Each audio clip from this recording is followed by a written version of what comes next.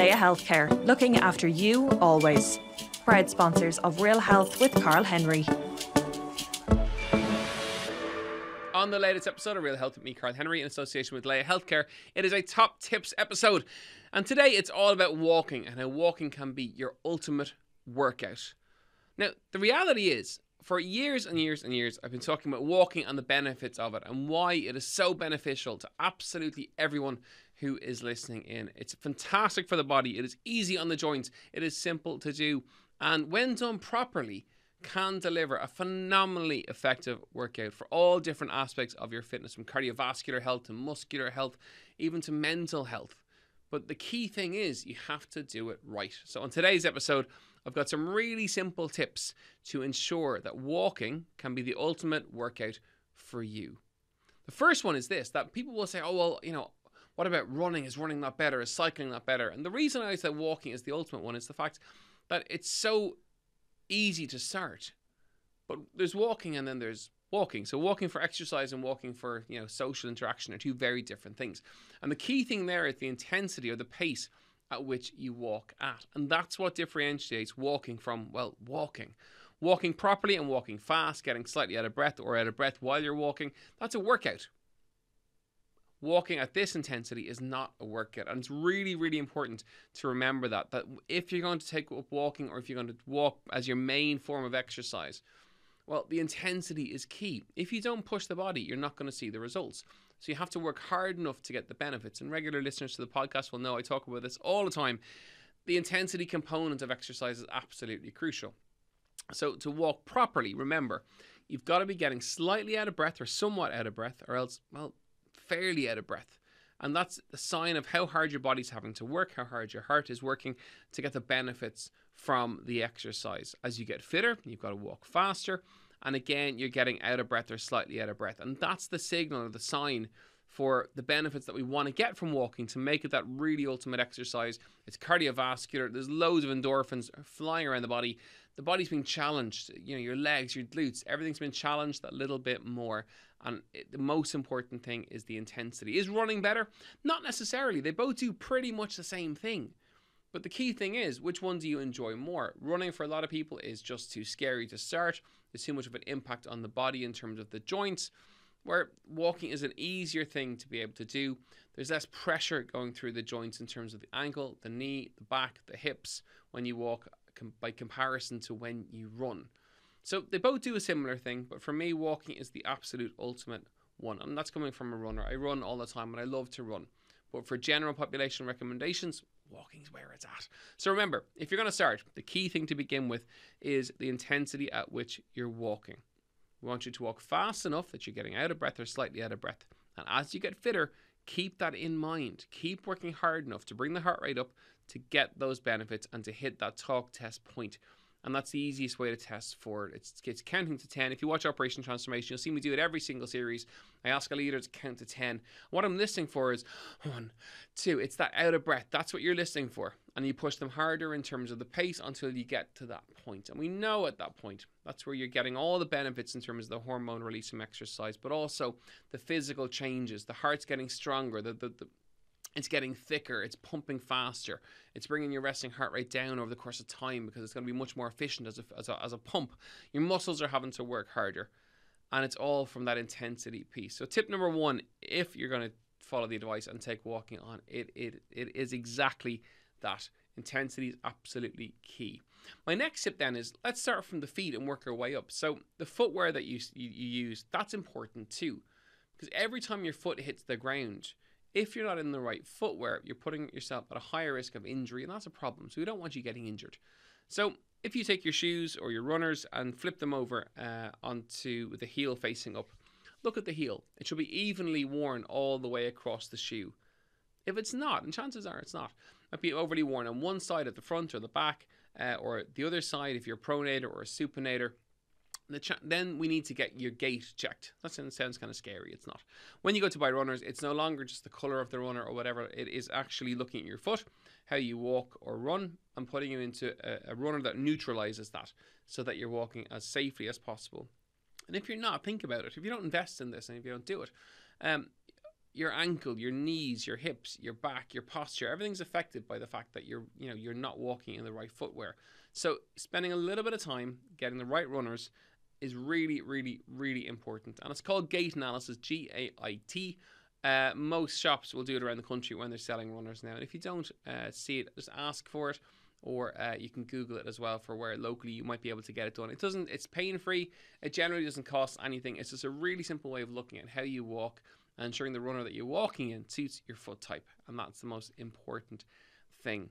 From there, socks are really important. Non-cotton based fabrics. So real heavy, thick cotton socks, they get sweaty, they get uncomfortable.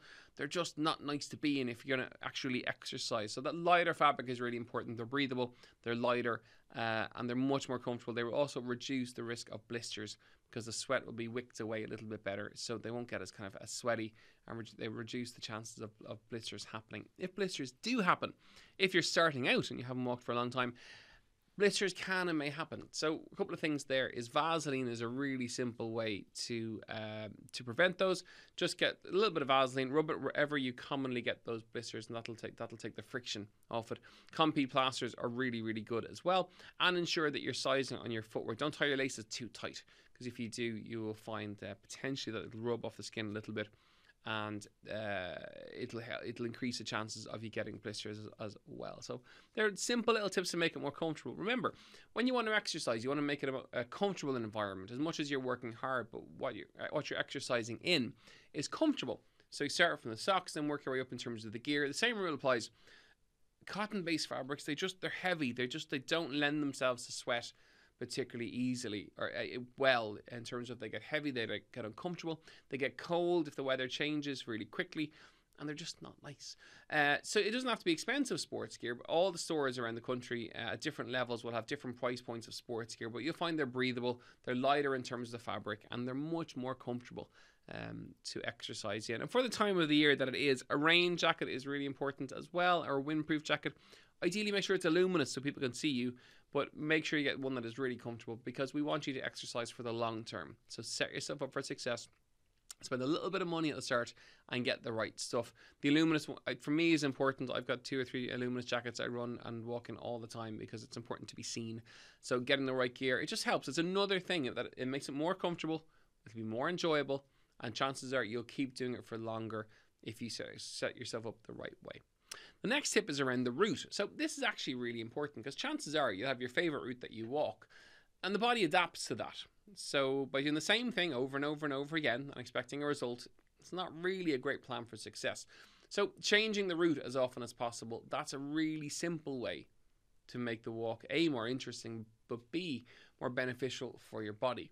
The time it takes you to complete those routes is important too. So if you like technology, Strava is a really good free app. I've no association with it, it's just one that I use. It will track your route, it'll track your times and different splits, and just gives you feedback in terms of how that walk has been. And you can see yourself progressing, which is really nice in terms of your speed, in terms of your pace. It's a simple way to see your progress. So that route is absolutely crucial. Have different routes. So for example, have a flatter route where you can really get some pace up. A hillier route then is really good in terms of glutes, in terms of quads. Hills are fantastic for overall fitness. So get as many hills into your route as you possibly can. And that brings me on to the next tip, which is tracking. So like using Strava, you can also get a GPS watch, which will look at your speed, your distance, your calories, your heart rate, and loads of other data. Now, that sounds kind of expensive. It doesn't have to be. So for example, if I'm buying one, I don't buy the most expensive one because I don't use all the features. I'll buy a very, very basic one, which will give me my speed and my heart rate and my distance. And that will sync with the app on my phone, which is Strava, and it gives me all the data and the details around that session. So even for a really good fast walk, getting something like that can make a big difference. You don't have to do it. Smartphones can do it as well using those apps. Or if you like a watch, you can use a watch. But by tracking it, what you want to see is progress. You want to see a faster pace, more calories burned, just changes and improvements. Because chances are around now, we've had a really busy summer, and now people are kind of settling back down. You're focusing on your health, and by tracking it and watching progress, that's what's going to keep you going. But by not tracking, you're putting yourself at risk of just falling off the wagon a little bit quicker. And it doesn't have to be just, your walks that you track. You can track everything. And again, regular listeners to the show will know I'm mad for tracking stuff in terms of your health. Your waistline, your muscle, your fat, your weight, your resting heart rate, the amount of press-ups you can do in a minute, how fast you can walk a kilometre. They're all really simple tracks. The more stuff you track about your health, the healthier you are going to be in the long term. So it's not about necessarily weight or weight loss, but it's about tracking different things. And the more you track, the greater the chance is that you're going to stay on track, because you will see improvement and you will see change. And change feels good. It feels motivating. It feels empowering. It's exciting when you change things about your health. So, start tracking your walks. Start tracking some other stuff as well. And over the course of time, you want to see changes and you want to see improvements. As ever, you're listening to Real Health with me, Karl Henry, in association with Leia Healthcare. Some really simple top tips for fast walking and making it your ultimate workout. We've looked at lots so far, why it's beneficial versus running, that your runners, your route, getting those hills into the session. We love hills. Where I am in West Cork now, there's hills on every single route. And we're about to move into our new house. And guess what? Our house is at the top of a hill. Brilliant for the legs, brilliant for the lungs, and it's just harder. So get those hills in, don't avoid them. And as much as going uphill is beneficial, coming downhill is beneficial too, because the quads at the front of your legs work like brakes. They put the brakes on, so it forces your quads to do a lot more work. And any of you listening in who hill walk will know that coming down can be very, very difficult on the quads. So as part of your fast walk, undulating uphill, downhill, the more hills, the better. It's really good for your bum, calves, glutes, legs, absolutely everything. They're just brilliant, and they're great for your lungs. And if I'm to tell you this little nugget, you'll all do hills, which is they're really good for burning a few extra calories if weight loss and calorie burn is something that you're looking at. By throwing hills in, it brings your heart rate up, it brings your calorie burn up as well. So don't be afraid to have those hills in as part of it. So again, the other tip that we looked at was tracking. Track as much as you possibly can about your health. Strava or a GPS watch will track the walk that you do in terms of how fast you should be going. So people ask me that all the time on Instagram when we do our Q&As. What pace should I be walking at? So the real answer there is that every step you take that's a fast walk is one more step of exercise than you would do if you were sitting on the couch. So every single step you take is beneficial, no matter how fast or slow that step is. The next thing is, no matter how fit you are, someone will walk faster than you and someone will walk slower than you. And that goes for me, that goes for you, that goes for absolutely everybody. Because there's always someone who's fitter and someone who's less fit. So never get too hung up on, I can only walk at this pace. And for those who are beginning to exercise, that's always a barrier for people. They're kind of almost embarrassed by the fact they may not be as fast as other people. But that doesn't matter, because we're all different. I get that myself if I go for running races and stuff, and people pass, you're the fella off the telly, I'm running faster than you. Whoop-dee-doo. Well done. It's gas. And as I've gotten older, it doesn't bother me at all now. I kind of laugh at it. But my point is that, there's always someone faster and there's always someone slower. The key thing is you're doing it. So no matter what pace you go at, it doesn't really matter. If you want to target, and if you like targets, 4 miles an hour or 6.4 kilometers an hour is a really, really good pace to go for. That might sound very fast for some people. That may sound a bit slow for other people, but it's a pretty quick pace. 4 miles an hour, 15-minute mile, or 6.4 kilometers per hour is a really, really good pace to aim for. If you do hit it, well, then try and go quicker. Try and do it in 59 minutes or 58 minutes. Remember, keep that intensity up and keep working that pace all the time. But that's a rough pace to aim for. But the key thing is, remember, everyone is different. It's all relative. It doesn't really matter what pace you're walking at once you're walking and once you're getting slightly out of breath. And it's not that walking on its own, when it's lower intensity doesn't deliver benefits. It does, but they're mainly social, they're mainly visual. You may be green zoning or blue spacing, surrounding yourself with nature or trees or whatever. All that stuff is really, really good. But in terms of the workout element of it and making it a really effective, hard, beneficial workout, the key thing there is that you have to bring that intensity to it. And another way to do that, and then that brings me to the next tip, is this. It's walking with someone who walks faster than you. Many years ago when I started out, I used to work in Castleknock in Dublin and take lots of clients into the Phoenix Park. And as part of the session, we'd do a walk. And I walk very fast. It's just it's part of me, and that's what I do. And the person who I'd be working with would have to keep up with me. And guess what? They would, and they could.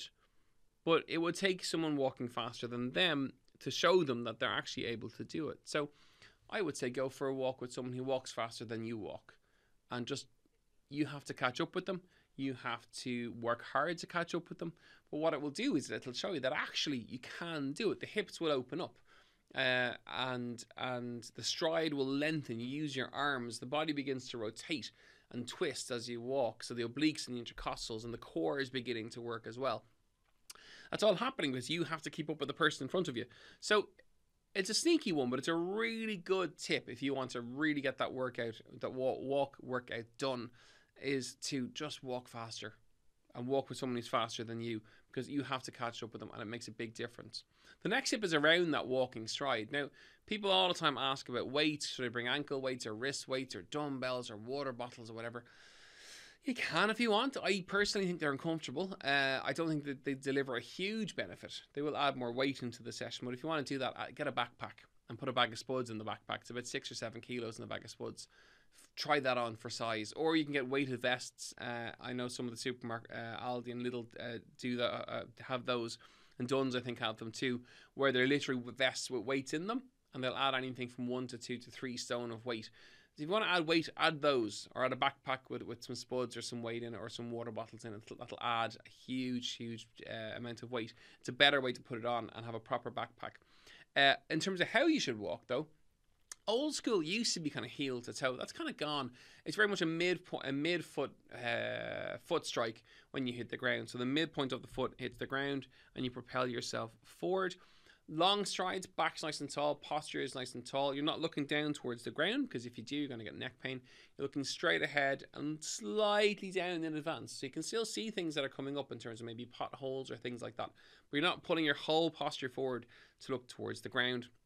That's important. Pull your belly button in towards your spine, so you're sitting and walking nice and tall. And again, use the arms. So once you begin to use the arms, the body begins to rotate. And then you're getting the sides of the waistline, the front of the waist and the back are doing a lot more work because the body's rotating as you go faster. And that's the way to do it. So using the arms, rotating the body, open up the stride and lengthen out the stride and open up the hips. And trust me, you can walk a hell of a lot faster than you think you can. And they're just kind of simple ways with which to do it. My next tip is this, that hopefully listening to today's episode, you think, okay, I can do this, or I want to do it. I'm going to test myself now. I'm going to go and walk as fast as I possibly can. Great. But don't forget to balance it out. So you shouldn't necessarily walk that way every day or walk that way, all the time. So for example, I come into Dublin, I get the train up to Houston, I walk to all my meetings or to my podcast recordings or whatever it is. I walk fast. Am I getting out of breath? Absolutely not. I'm just walking fast. I walk all around Dublin and then back to the train station and then back down. That's just fast. It's fast walking, but it's not exercise, because for me, that's just lifestyle. It's commuting. It's life. It's not exercise. Exercise is obviously, remember, where we're getting more intense, but it's important to balance the two of them up. I'll go home today. I'll run tomorrow. I'll get out of breath then, and Thursday and probably Friday as well. It's creating that balance so that fits into your lifestyle, that remember that it's okay to do a little bit of everything. So having one really fast walk is fantastic. Having not having to do that every single time you go out and walk, that's important. So you pick your exercise days and you can build that around how you feel. So my own schedule works that way. I build it around how my diary is, and I build it around how I feel. Last night I didn't feel like going for a run. I was meant to. I was exhausted. The 10 PT sessions online, I was too tired. I flaked in front of the couch and watched something on Netflix, and I can't even remember what it was. But my point there is that balance component for health is really important. That chances are there's lots of people around you doing lots of extreme forms of exercise or extreme diets and all of that. Don't. Balance it out. Walking can be your ultimate workout. These tips will help you to deliver that and help you to get the benefits from it that we know it can deliver. But they only really work when it's a balanced approach across the board over the course of the week. It's an 80-20 principle that we apply to food. You can kind of apply that to exercise too, that, it's okay to miss a session every now and again, and that's all right, because that's balance. That is it for another episode of Real Health with me, Karl Henry, in association with Leia Healthcare. Folks, the top tips episode to make walking your ultimate workout. It is free, it is easy to make hard, and it's easy to get the benefits. Get your runners sorted, get your gear on, and get walking fast while listening to Real Health, hopefully over the course of the next few weeks and months. And we'll see you very soon next week for more Real Health. Slán go fóill. Leia Healthcare, looking after you always. Proud sponsors of Real Health with Karl Henry.